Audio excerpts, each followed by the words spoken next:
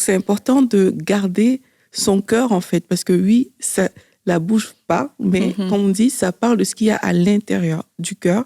C'est important de garder son cœur et de dire, moi, je vais même pas m'exposer à cette atmosphère. Pourquoi je le dis? Parce que parfois, on essaye de ne pas critiquer juste avec notre bouche. Ok, je vais m'abstenir de dire du mal, je vais m'abstenir de critiquer. Mais ça va plus loin que ça. Ça va à l'intérieur. Parce que même si devant la personne qui l'a fait, t'as réussi à t'abstenir, quand tu vas rentrer à la maison devant ton mari, là, tu vas tout verser. Et puis, tu vas critiquer la personne qui est venue critiquer l'autre personne à côté de toi.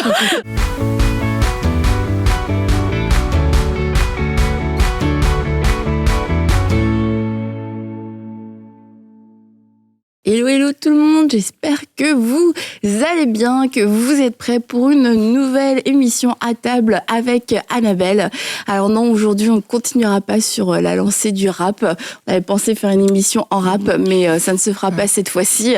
Mais on va quand même continuer de parler médisance, plainte, murmures, critiques. Et vous savez qu'à la fois les femmes ont en plus une mauvaise réputation dans ce domaine-là, comme s'il y avait que les femmes qui pouvaient critiquer. Bon, ça c'est un point à revoir, mais semblerait-il qu'il puisse y avoir une certaine tendance ou faiblesse. Et aujourd'hui, c'est de ça dont on veut parler avec les filles. On ne va pas médire, on ne va pas critiquer. En tout cas, on va essayer de se contenir, les filles. Devant les caméras, on va faire bonne impression. Mais c'est vrai, les femmes ont quelquefois cette réputation, c'est ça, d'être médisantes. Et bon, comme je dis, je suis pas sûre que ce soit que les femmes. Je pense pas, moi non plus. Ceci dit, peut-être que vu qu'on a plus l'occasion de constate, parler, comme Anne Berceau l'aurait dit. Exactement, je ne critique pas, je constate.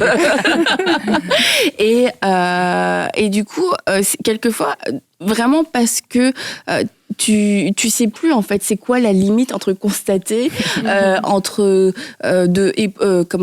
épancher ton cœur, partager ton cœur, partager tes défis, t'ouvrir, quelquefois tu sais pas c'est quoi la frontière. Et puis je trouvais ça intéressant d'avoir aussi vos ressentis par rapport à ça, comment vous-même vous arrivez à vous poser certaines limites, à vous dire tiens là peut-être que j'ai dépassé, et comment on arrive à naviguer là-dedans sans devenir quelqu'un de hyper introverti qui n'ose pas parler parce que t'as tout le temps peur en fait de dire quelque chose de mal, t'as tout le temps peur de te plaindre. Délicat, hein. C'est vrai que c'est délicat quand même cette question-là.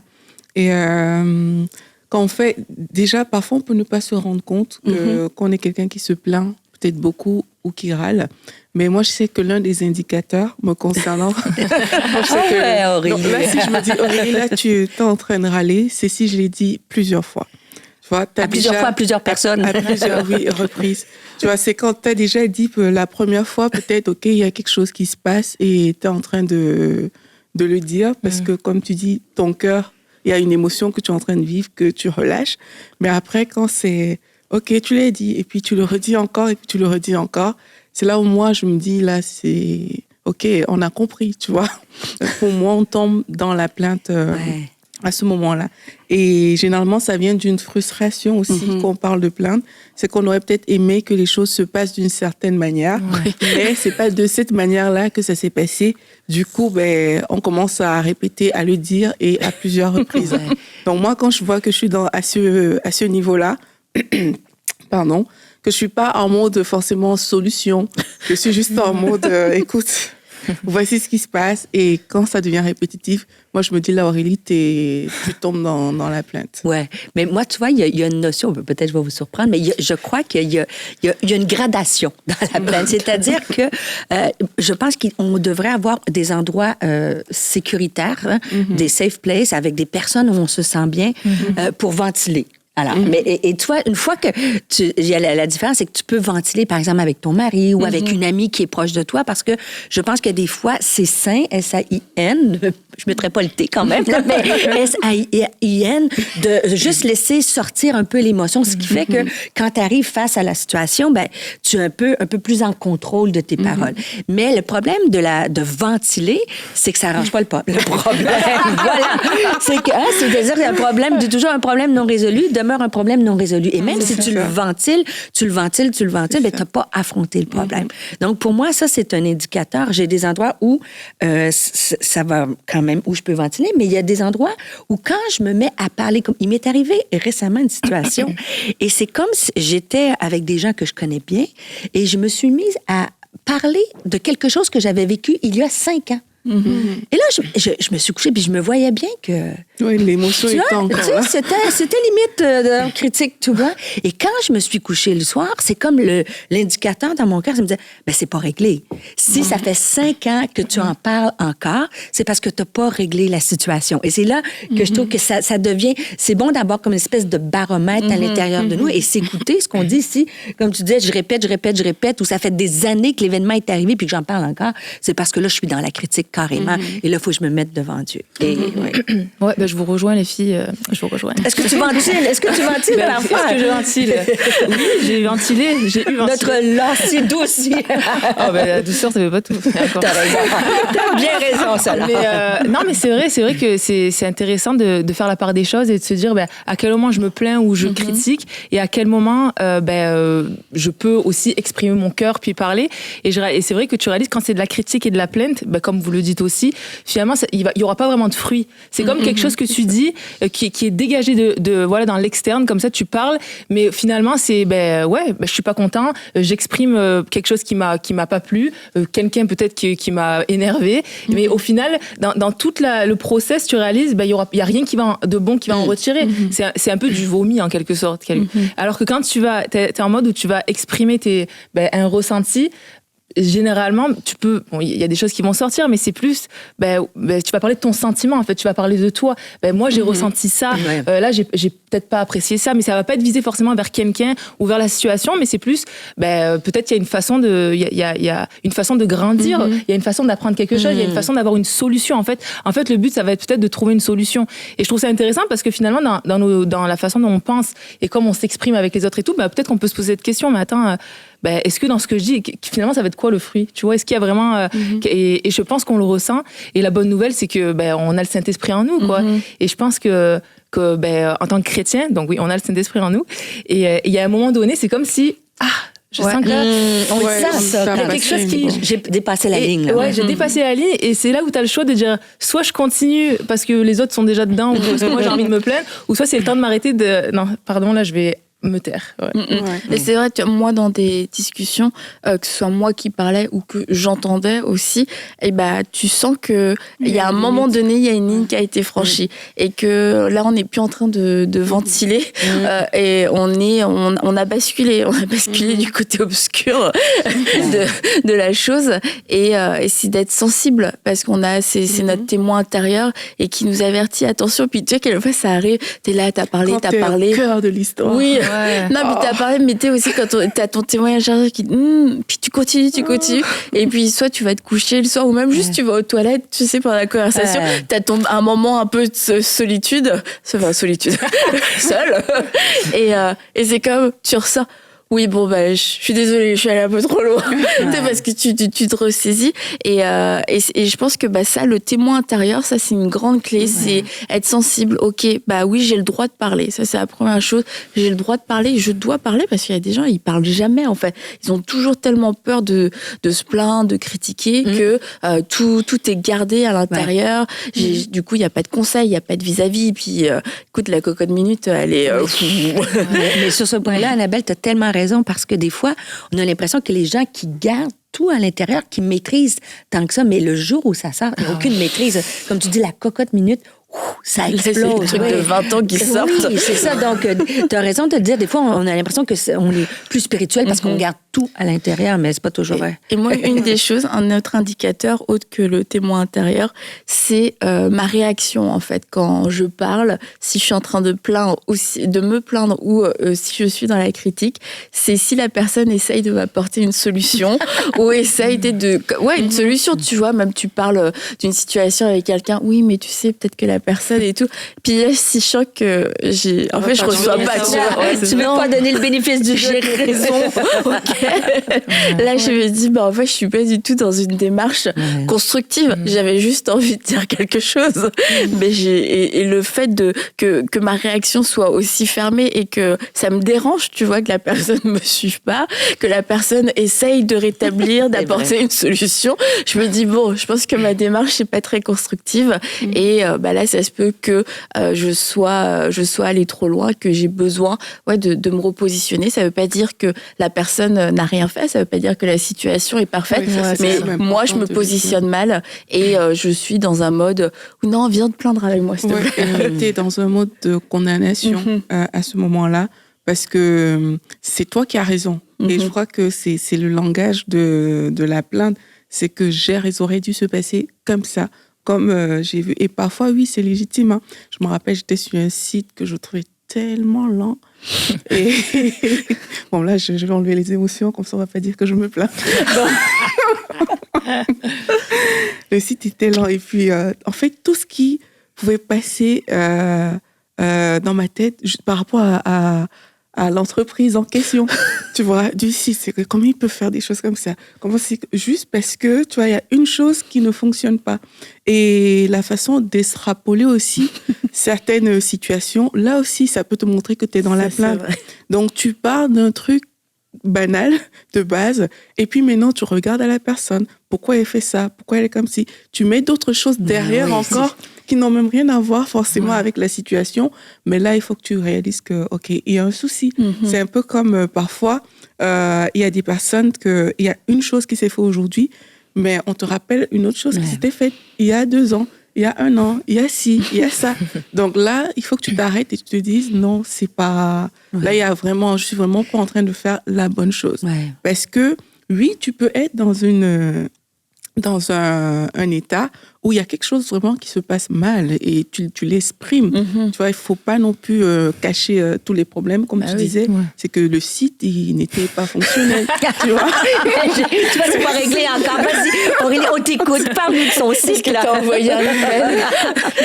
Je vous conseille. J'aurais pu pour aider le service client, pour aider les autres. T'avais juste envie d'appeler le service client pour te plaindre. Solution, tu vois, ça. En fait, c'est pas interdit de... D'ailleurs, c'est pour ça que dans les entreprises, il y a des services pour ça. C'est pas interdit d'émettre une plainte quand tu veux apporter une solution à quelque chose, parce que là, tu penses au bien commun. Si on réglait ce problème sur ce site, ça aiderait les autres. Mais si tu penses à toi que j'ai raison et que c'est ça qui te fait appeler le service de plainte, là, on est dans la plainte, vraiment. Et ça, c'est quand même des choses qu'il faut distinguer, parce que même pour les situations, ça aide.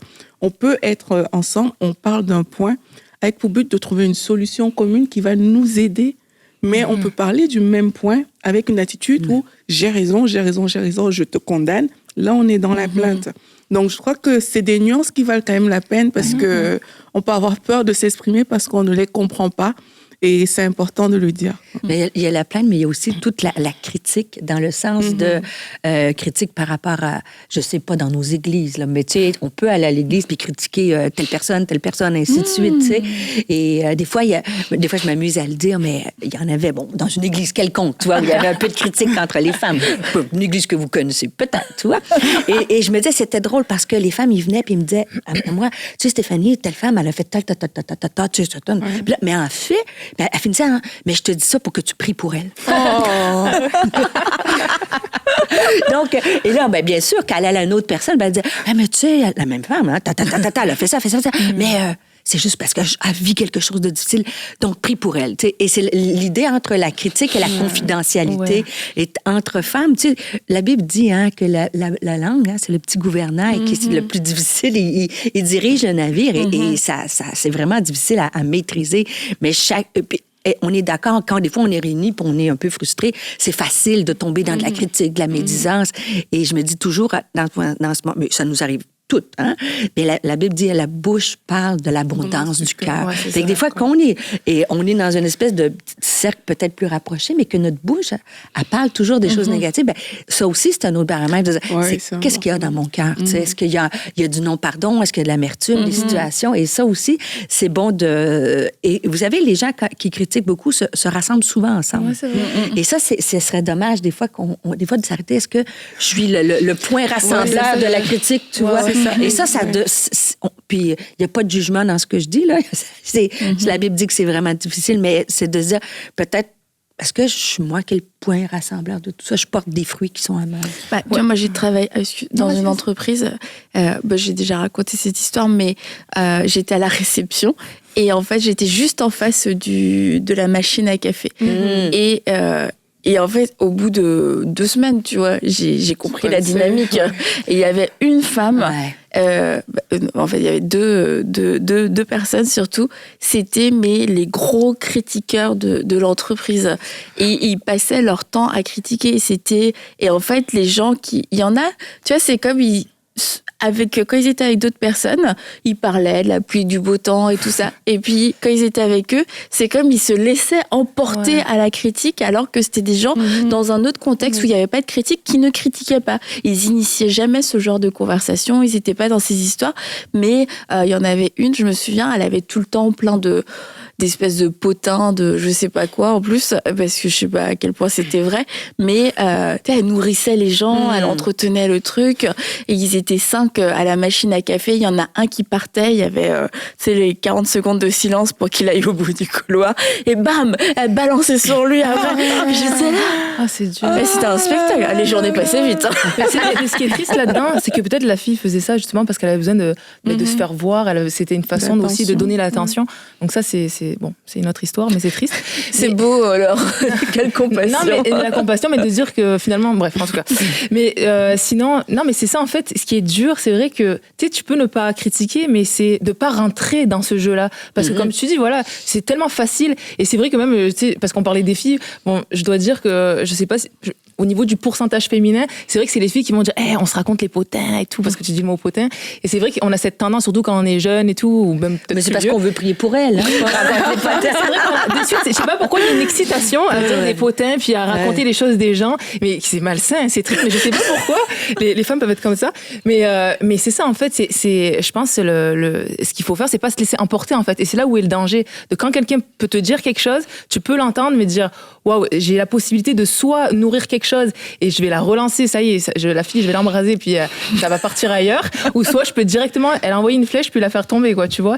Et ça, c'est une responsabilité qu'on peut avoir et on peut complètement changer l'atmosphère.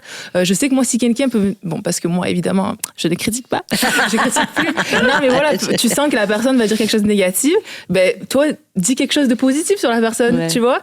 Moi, je trouve que tu vois. C'est comme ça. On n'ira pas ventiler avec Laura. Et direct, bam, la personne, ok. Et tu vois, ça a coupé le truc direct. Ou alors tu changes de sujet, mais je pense que c'est ça, c'est quelque chose qu'on doit aussi apprendre à faire. C'est le danger, c'est ça, c'est qu'on a envie des fois de répondre, mais non, je vais garder ma langue et je vais trouver une façon de dévier le sujet. Mais aussi, il faut éviter de parler des gens. Moi, je vois que c'est quelque chose il faut faire attention à ça. En fonction des contextes, il y a des contextes où, oui, on est obligé de parler d'une situation qui implique des gens, mais juste parler des gens pour parler des gens, généralement, ça ouvre la porte à la critique et à la médisance et plein d'autres choses. Et c'est important de ne pas avoir cette tendance-là, parce que je trouve que c'est tellement facile de tomber dans, on parle des gens, on parle de tel, de lui, il a fait ci, il a fait ça, il a fait ça. Mais c'est sûr qu'après, tu vas tomber forcément, quelque part, tu vas tomber là-dedans. Et je rejoins aussi Stéphanie, tout à l'heure, tu as parlé du cœur. Et c'est important. L'autre fois, je lisais Matthieu et je me disais vraiment, le cœur, c'est vraiment un dépôt. Donc, et tout ce que tu déposes, de bon comme de mal, c'est ça qui va ressortir de toi, en fait.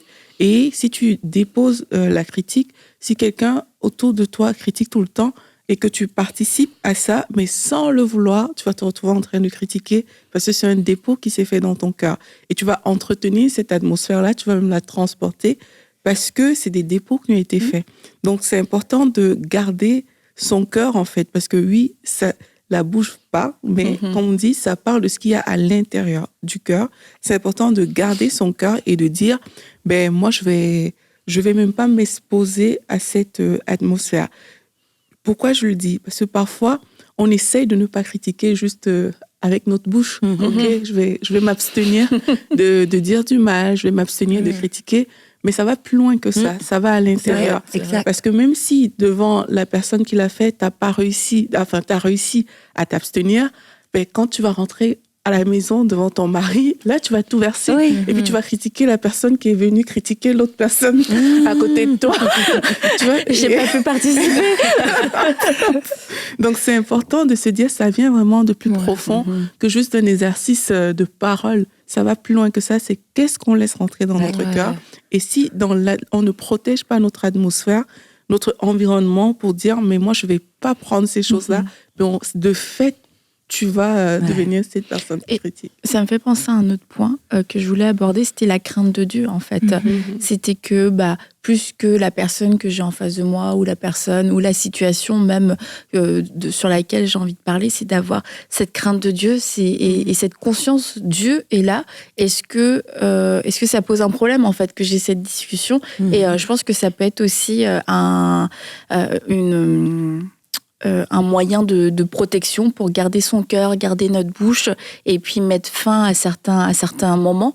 Et dans Jacques 3, verset 5, tu l'as dit tout à l'heure, Stéphanie, il y a ce verset, la langue est un petit membre et elle peut se vanter de grandes choses. Et vous voyez comment un petit feu peut embraser une grande forêt. Et la langue aussi est un feu, c'est le monde de la méchanceté. La langue se trouve parmi nos membres et elle souille tout notre corps et enflamme le cours de notre existence. Et c'est là que je voulais aussi lire au verset 9, par elle nous bénissons Dieu notre Père et par elle nous maudissons les hommes faits à l'image de Dieu. Et tu sais, c'est un peu comme ce que tu disais entre la critique et on va prier pour elle. C'est comme c'est de la même bouche, tu vois, je critique et je prie, c'est comme en fait c'est pas normal, c'est incompatible, et de la même bouche sortent la bénédiction et la malédiction. Et mes frères et sœurs, il ne faut pas que tel soit le cas. Une source fait-elle jaillir par la même ouverture de l'eau douce et de l'eau amère. Et puis, quand on se confronte aussi à la parole de Dieu, c'est pas juste un conseil pour avoir de meilleures relations, etc., avec des meilleures personnes, des bonnes personnes. C'est de se dire, c'est quand même un vrai avertissement. C'est quelque chose, on comprend que c'est pas quelque chose de facile parce qu'il faut dompter ta langue. Tu domptes un animal sauvage, tu domptes quelque chose qui ne veut pas se soumettre. Et notre langue a besoin qu'on puisse la soumettre et puis, quelquefois, vraiment la tenir ferme pour qu'elle ne puisse pas faire jaillir la malédiction, qu'elle ne puisse pas faire jaillir des critiques, qu'elle ne puisse pas faire jaillir une eau amère. Oui, puis quand tu dis la bénédiction et la malédiction, c'est de s'arrêter de savoir qu'on le sait tous, mais avec notre langue, on peut tuer. Vraiment tuer par des paroles, briser des réputations. Et quand ça vient... Ça vous est peut-être arrivé ou que quelqu'un dit quelque chose sur vous et que vous l'avez appris, maintenant, avec tous les réseaux sociaux, des choses comme ça. Et en fait, les gens, ils savent pas, mais ils peuvent tuer quelqu'un, la foi, toute l'espérance de dire démolir quelqu'un. Et ça, pour moi, ça vient dans la crainte de Dieu. C'est-à-dire que de ce gouvernail-là, je peux emmener la mort ou je peux emmener la vie. Et c'est pour ça que j'aime la notion, j'aime dans Jacques quand il compare ça à un bateau. Tu sais, le gouvernail, il dirige. Mais si toi, tu choisis de dire, OK, je sais que ça déplaît à Dieu, puis je sais que je peux faire mal, je vais choisir d'aller à gauche plutôt que à droite, dans la droite qui est mal. Et quand je vais du côté qui est dans la foi, dans l'espoir, dans l'amour, ça, je peux emmener la vie. Donc, autant la vie peut être détruite comme une forêt par un feu, autant ça peut être un feu d'artifice, qu'on soit connu. Tu sais, la Bible dit, à ceci, tous connaîtront que vous êtes mes disciples si vous avez de l'amour les uns pour les autres, mais aussi avec des gens qui nous côtoient. Donc, je pense que c'est un choix de dire aujourd'hui, Seigneur, aide-moi à garder ma langue, et la crainte de dire, je veux faire du bien au lieu de faire le mal. Je veux emmener la vie, une parole de vie. Ça fait toute la différence. Au lieu d'avoir une critique, tu peux dire, hey, Aurélie, tes cheveux, Dieu sont magnifiques aujourd'hui. Voilà. Où tu comprends de dire, quand tu pars ta journée en disant le gouvernail, je vais l'orienter pour amener des paroles de vie au lieu des paroles de mort. Ouais, moi j'aime trop ce que tu dis, puis je te rejoins à 100% dans ton point. C'est vrai que même des fois, tu vois, j'encourage, même si on a pu dire des paroles négatives, mauvaises, de dire, je prie, et Seigneur, je brise ces paroles dans le nom de Jésus, tu sais, pour vraiment me laisser aucun dépôt, aucun impact, même sur une parole, parce que comme tu l'as dit, la vie et la mort sont au pouvoir de la langue. Donc si c'est semé, c'est dans l'air comme ça, autant prier, puis je veux vraiment briser tout ce que j'ai dit, et de réaliser aussi, c'est vrai que si tout ce qui est critique et plainte, ça ne fait pas partie du caractère de Dieu et que ça ne le glorifie pas, il faut se poser la question, mais ça glorifie qui du coup? Et moi, c'est quelque chose, des fois, je me dis, c'est sûr qu'il ne faut pas penser du côté de l'ennemi, mais je me dis, moi, j'ai pas envie dans mes mots ou dans ma façon d'être de glorifier l'ennemi, de le réjouir parce que j'aurais dit des choses négatives, parce que je me serais plaint, parce que c'est ça qui le nourrit et c'est ça que lui aime. Et je me dis, non, moi, j'ai envie de marcher conformément à la parole de Dieu, j'ai envie de lui plaire. Et comme tu l'as dit, nous avons le choix tous les jours de dire, c'est vrai, je pourrais me plaindre, me lamenter et n'avoir aucun fruit par rapport à ce que je vais dire. Ou alors, tu sais, c'est vrai, des fois, il y a des situations qui sont compliquées. Peut-être que tu pourras avoir l'opportunité de te plaindre, mais de dire, tu sais quoi, Seigneur, je vais choisir.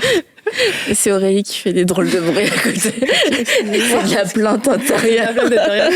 Non, mais tu vois, de te dire, tu sais quoi, Seigneur, non, peut-être cette situation est compliquée, j'aurai l'opportunité de me plaindre, mais je vais te faire confiance. Je sais que tu vas avoir une solution pour moi, je sais que tu vas avoir une provision. Peut-être que même, ça va être une opportunité de grandir au travers de ce que je vis et de finalement tourner ça d'une façon, cette situation ne me plaît pas, j'aurai tout pour me plaindre, mais je vais te faire confiance et on va grandir ensemble. Et on a reçu il n'y a pas longtemps à EMCI le pasteur Chris Ndikumana, et il a partagé sur le fait d'arrêter de se lamenter et puis de louer. Et c'était un message très très encourageant où tu te dis, ou toi-même tu te remets en question, est-ce que je suis du genre à me lamenter, est-ce que je suis du genre à voir toutes les difficultés de ma vie. Puis lui, il a raconté tout son témoignage où il était dans une période difficile et qu'il avait toutes les raisons de se plaindre et de se lamenter, et qu'en fait il a commencé à louer Dieu et que ça a transformé sa vie de prière et ça a transformé aussi sa vie, ça a transformé toute l'atmosphère autour de lui. Et quand tu entends son témoignage, tu te dis, moi-même je suis pas dans une situation aussi extrême, et pourtant tu vois, je fais le choix de me plaindre parce qu'il y avait une voiture qui roulait pas assez vite devant moi, parce que j'ai désolée, parce que mon café était trop froid. Tu sais, pour des détails, en fait, tu te rends compte que c'est très facile de développer une habitude de plainte et de lamentation dans ta vie. Et une des choses, je pense, qui aide beaucoup à cette habitude, en dehors du fait d'être français, on pourra en reparler, parce que les Français, les Français ont quand même une fâcheuse une inclinaison naturelle, je dirais, à la plainte et à la critique. C'est toi qui le dis. Hein. Mais toi, tu le vois, en allant en France, en côtoyant des Français. Ah, tout à fait. Tu sens la différence de culture. Oui, c'est plus feuillé. Ils vont râler un peu plus, exprimer leurs émotions, toi.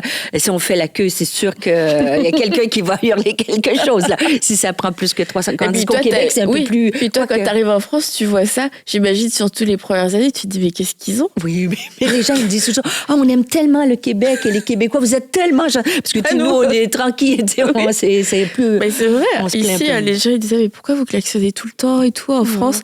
Je sais pas, pour dire d'avancer plus vite, pour dire, attends, bouge, je sais pas, Et bref, tout ça pour dire qu'en dehors du fait d'être français, une des choses pour vraiment activer la plainte et la lamentation dans notre vie, c'est de formuler tout ce qui nous déplaît et tout ce qui nous dérange, tout ce qui, selon nous, ne devrait pas se passer comme ça. Et un peu comme l'expérience d'Aurélie sur son site, où tout ce qui te passait par la tête. Mais quelquefois, c'est comme ça qu'on vit notre vie. Mais là, c'est passé rapide. Mais là c'est trop long, mais c'est trop froid, c'est trop chaud. Ils auraient pu faire ça, ils auraient pu ajouter ci. Au pisé, ça va être au restaurant, ça va être dans un magasin, ça va être dans l'avion, partout dans tout ce que tu fais en fait, tu vas décider de regarder ce que tu n'aimes pas. Et tu sais, je veux dire ça. t'es pas du tout dans un mode je veux apporter une solution, c'est Non. pas constructif. C'est comme vraiment comme une habitude. C'est je dis tout ce qui ne me plaît pas.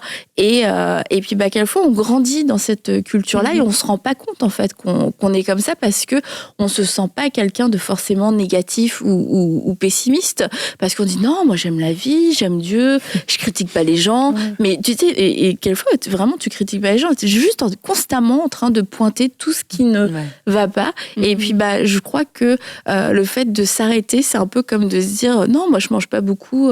Et en fait, tu te rends compte que tu grignotes à longueur de journée, tu vois. Mais de prendre conscience de ce que tu dis, de tes paroles. Et je vous encourage, prenez 24 heures de votre vie et écoutez-vous parler. Et voyez si ce sont des paroles de lamentation, de plainte, de critique. Et puis on pourrait être étonné peut-être du constat qu'on fait, de se dire je suis pas une personne très positive en fait. S'écouter parler, mais s'écouter juste sur les réseaux sociaux aussi. Hein. Parce qu'il y en a qui s'ils vont pas parler, mais ils vont écrire toutes sortes de choses sur les réseaux sociaux. Voilà. Mais ça aussi, il faut s'écouter. C'est un autre problème. Mais ça fait partie de... Voilà. Moi, je pense qu'aussi, par rapport à ce que tu viens de dire, il faut apprendre à se taire, tout simplement. Dans le sens que parfois, tu te sens obligé de répondre à quelqu'un.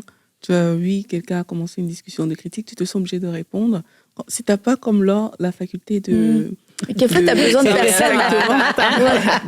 Mais quelquefois, tu as besoin de personne. Tu es tout seul à faire des critiques. C'est pour ça que je vais parler de la louange aussi. Mais pour les personnes qui ont du mal, parce que parfois, ça entretient des conversations vraiment dans des milieux professionnels, cette façon de faire. Dans plusieurs endroits, ça va entretenir ce type de conversation. Et il vaut mieux qu'on te trouve très calme et très posé, même si c'est pas ta nature première, plutôt que, tu vois, de participer à un certain type d'échange, en fait. Et les gens, ils vont le remarquer et puis ils vont te... Naturellement, ils vont t'exclure. Il n'y a pas un proverbe dans la Bible qui dit même l'innocent, quand il se tait, passe pour sage. Exactement. C'est ça. J'ai gravi les échelons grâce à ça dans la vie, Stéphanie. Maintenant, oui, on peut le faire vraiment tout seul. Sur mon site, moi, j'y avais personne. Et la louange, il faut qu'on apprenne à remplacer, en fait. Si tu es juste en mode je vais silence, plus le faire, je résiste, ça fonctionne pas. Il faut que tu apprennes à remplacer les choses. Tu peux voir une situation qui n'est pas bonne, mais de choisir de voir le verre, comme on dit, à moitié plein plutôt qu'à moitié vide. Et ça aide, en fait, de réaliser que, peut-être que cette personne-là ne connaît pas tout.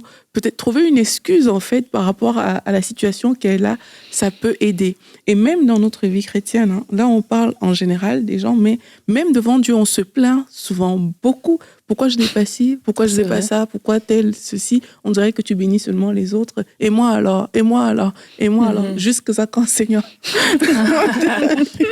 Tu vois, parfois, on peut avoir cette attitude aussi devant Dieu. Et la louange, mais ça vient remettre les choses, en fait, dans la balance. Et ça vient nous remplir aussi. Ça vient nous remplir. Et aussi, ce que ça fait... Là, je vais parler par rapport à la prière. Plutôt que de venir... parce qu'il y a des situations qu'on peut présenter à Dieu dans la plainte. Mais au lieu de les présenter à Dieu dans la plainte, regarde à la grandeur de Dieu et dis à Dieu comment sa grandeur va dealer avec cette situation-là. Tu vois, c'est complètement différent. Parce qu'il y a aussi des prières où ce n'est que la plainte, que la plainte, que la plainte. Pourtant, tu peux prier en disant, Seigneur, il y a une situation, mais traite-moi selon ta bonté, je fais confiance à ta grandeur, je sais que dans cette situation, tu as le dernier mot, etc. C'est différent que de se positionner dans pourquoi ci, pourquoi ça, les choses ne fonctionnent pas, il y a ci, il y a ça qui ne fonctionne pas. Donc, sur le plan spirituel, c'est aussi valable, en fait, et quand on est tout seul, c'est chercher à voir le verre à moitié plein. Donc, et tu vois, c'est fou parce que finalement, si tu réalises ça, c'est que lorsque tu te plains et que tu critiques, tu n'inclus pas Dieu. Ça veut dire que tu n'es pas en train d'inclure Dieu dans ce que tu vis. Donc finalement, si tu es chrétien, tu es à côté de ce qu'il faut, quoi. Et tout à l'heure, tu parlais on critique beaucoup souvent et tout, mais moi j'ai vraiment une question à poser sincèrement. Quand tu critiques tout le temps, est-ce que tu es heureux? Mais c'est ça que tu as tout à fait raison. Est-ce que tu es heureux? Si tu fais vraiment un constat et tu es honnête avec toi-même, une introspection, est-ce que tu es heureux? Et franchement, j'aimerais vraiment avoir un retour. Moi, je sais si ça m'arrive ça m'arrivait. Tu es à tous les Français. Non, mais c'est vrai, non, mais c'est vrai, je pense pas que tu es heureux. Et je pense pas que je pense pas que tu es content. Non, parce que ça vient nuire, parce que tu n'es pas en train de jouer, tu n'es pas reconnaissant. Et il y a comme une ambiance. Et le pire, c'est que non seulement il y a une ambiance pour toi-même, mais tu apportes une ambiance autour de toi. Exactement. Et ça, c'est pas cool. C'est pas cool. Non, mais t'apportes une atmosphère. Et moi, je pense à mes enfants aussi. Je pense, c'est quoi le témoignage pour tes enfants? Les enfants, ils vont pas se reproduire, ils vont grandir. Et puis, ils vont te ressembler, ils vont faire comme toi. T'es aussi un témoignage vivant de qui est Jésus. Donc, pareil, c'est quoi le témoignage à la fin de la journée? Que quand les enfants font ça, un parent aura tendance à lui dire, mais arrête. Ça aussi. Mais je fais comme toi, maman. Mais tout à fait. Mais des fois, on se rend pas compte aussi, c'est ce qu'on est en train de semer. Des fois, le dimanche, certaines peuvent parler du pasteur, du message, de ci, de ça, mais tes enfants étant tous dans l'auto, ils ont tout entendu. Alors après ça, tu dis, pourquoi? C'est tout ça. Il faut faut être conscient, justement, quand on dit de la mort et de la vie, le pouvoir de la langue, c'est ça aussi pour notre maison. Mais je rebondis vraiment sur ce que tu as dit. Quand tu critiques tout le temps, ça cache de la frustration. Il y a quelque chose, donc il faut que tu ailles voir pourquoi. Et je pense que l'antidote, c'est un peu la gratitude. Tu sais, des fois, c'est d'arriver dans un esprit de gratitude. Des fois, quand tu as passé des choses plus difficiles dans la vie, ça t'aide à revenir, de dire, écoute, j'apprécie ce que j'ai maintenant, aujourd'hui. Tu sais. Donc, si ma vie est peut-être pas parfaite, non, j'ai dit, ma vie est peut-être pas parfaite, mais j'ai tout ça. Tu sais. Et ça, la gratitude, ça plaît à Dieu. C'est ça, la gratitude et la louange. Et une des choses aussi, ça va être de renouveler son intelligence, parce que quand on a évolué de cette façon-là pendant longtemps, on a besoin de renouveler notre intelligence par la parole de Dieu. Et puis, une des choses qui peut nous aider quand même, c'est les émissions, par exemple. Le fait d'écouter des émissions, de pouvoir suivre des émissions. Et il y a... À table avec Annabelle. Exactement. Et tu vois, je connais Emma, qui était la responsable... je sais plus c'est quoi son titre exact, et on va dire son ancien éditorial à EMCI. Elle est en congé maternité. Oui, Emma, antenne. Voilà, programme antenne.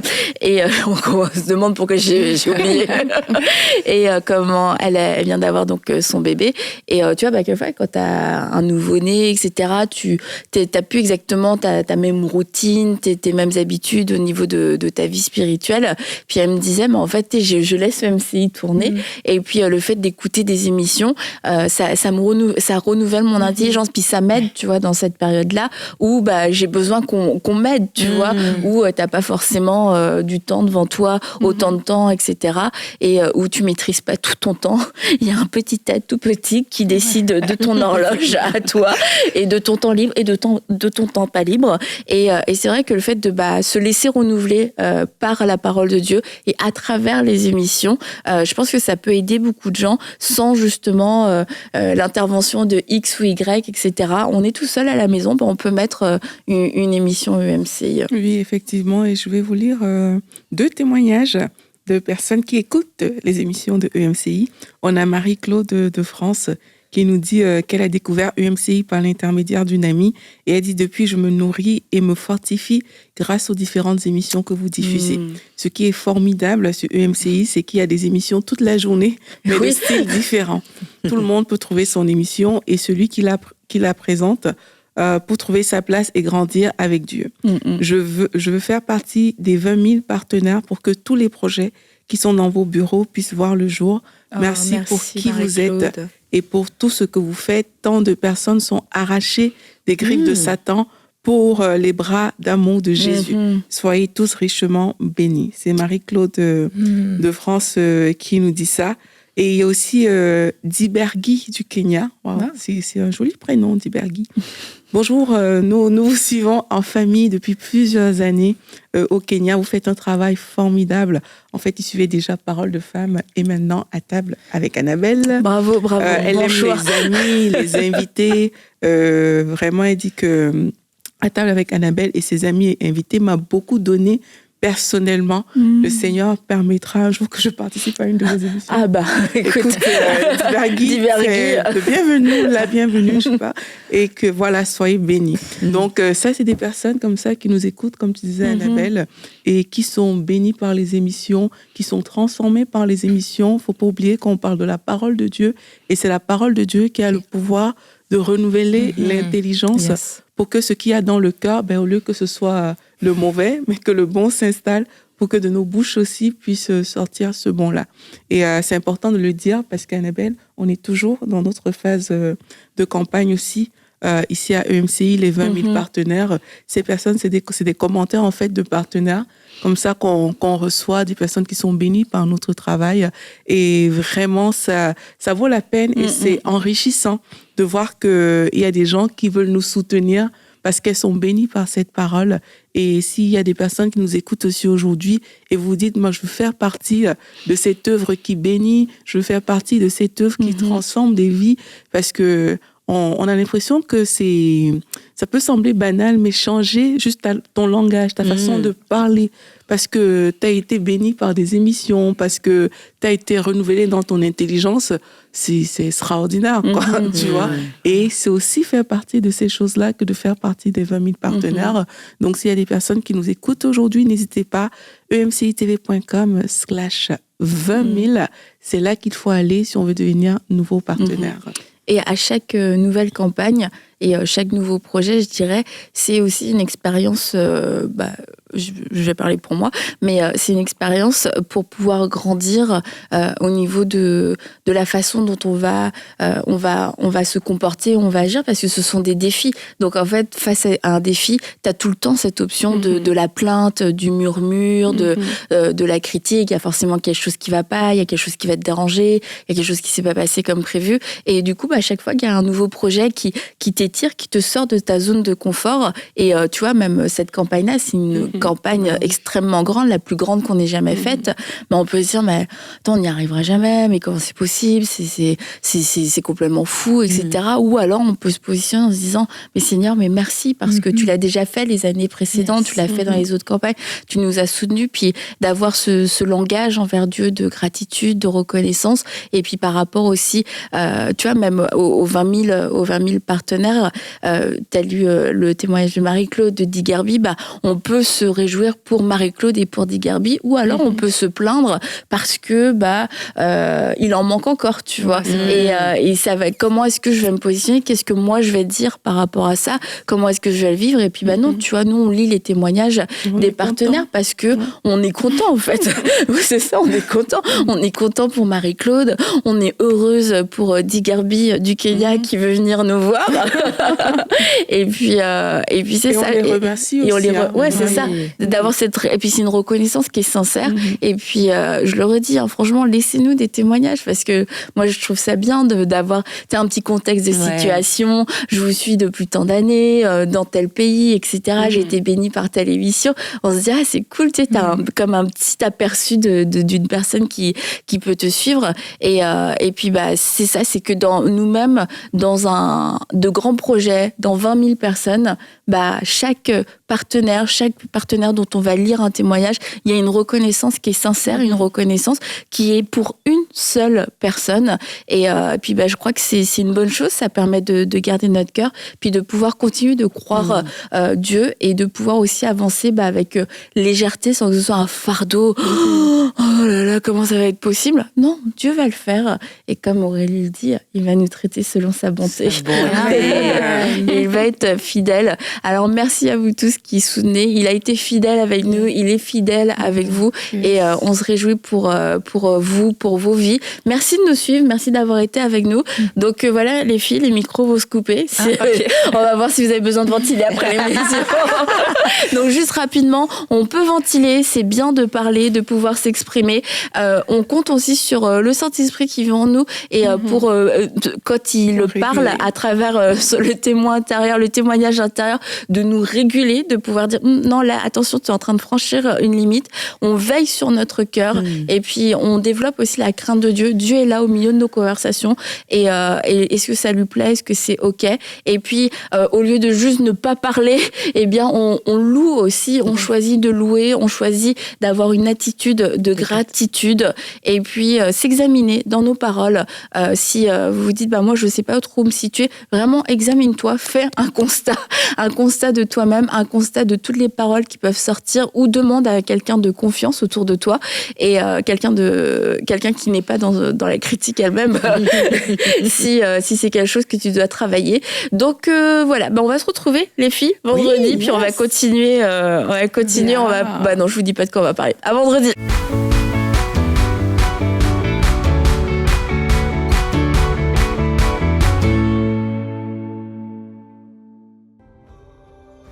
Dès maintenant, faites partie des 20 000 partenaires mensuels qui porteront la vision d'EMCI et qui l'amèneront encore plus loin.